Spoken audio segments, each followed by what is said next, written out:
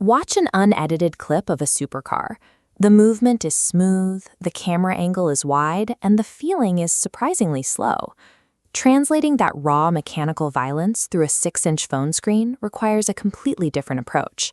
It relies less on traditional cinematography and heavily on digital engineering. This diagram illustrates the first step, discarding the traditional 16:9 canvas. A narrow, vertical boundary over the center crops out the periphery. Scaling that center crop to fill the screen eliminates background distractions, forcing the viewer's eye exactly where the editor wants it. That tight, vertical boundary builds a claustrophobic canvas. It establishes absolute visual focus before speed and sound are even introduced. Once the frame is locked, you need a pulse. Blending the metallic scream of an engine with a heavy, bass-driven hip-hop track establishes the video's psychological rhythm. Auto beat detection software scans these frequencies, dropping sharp vertical markers exactly where the heaviest bass lines peak. As the track accelerates, those markers compress. Snapping the video cuts directly to these specific intervals locks the visual pacing tight to the audio. Standard edits let a shot breathe. Here, you fire off cuts in fractions of a second, mapping the aggressive rhythm beat for beat. That precise synchronization turns the screen into a metronome, drawing the viewer into an immersive physical experience. But even perfectly timed footage looks flat out of the camera.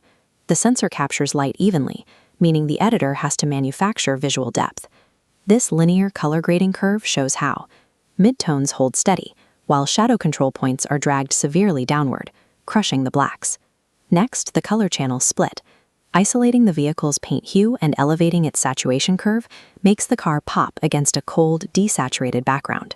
Directing the light and isolating the color in this way forces the human eye onto the subject, wrapping the entire sequence in a dark, atmospheric tension. Even with tight framing and heavy contrast, a car rolling at 30 miles an hour looks sluggish. You have to inject artificial velocity. Using digital keyframes, an editor grabs a still frame of the car and violently drags it from off-screen straight into the dead center of the canvas. That rigid digital movement looks completely fake until you apply heavy artificial motion blur. Blurring the edges of the car during the drag tricks the brain into registering extreme organic speed. Then you break the environment.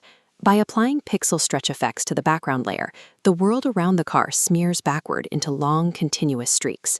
Stacking those digital blurs and distortions over a standard frame completes the formula, injecting pure kinetic energy into the pixels. When you assemble the final sequence, the opening hits with immediate aggression. An engine roars, an exhaust pipe spits a burst of flame, and an artificial screen shake aligns perfectly with the first heavy bass drop. Because the vehicle was pinned to the center of the vertical crop, the car remains perfectly stable while the background violently rips past. As the track hits its midpoint, the editing intensifies.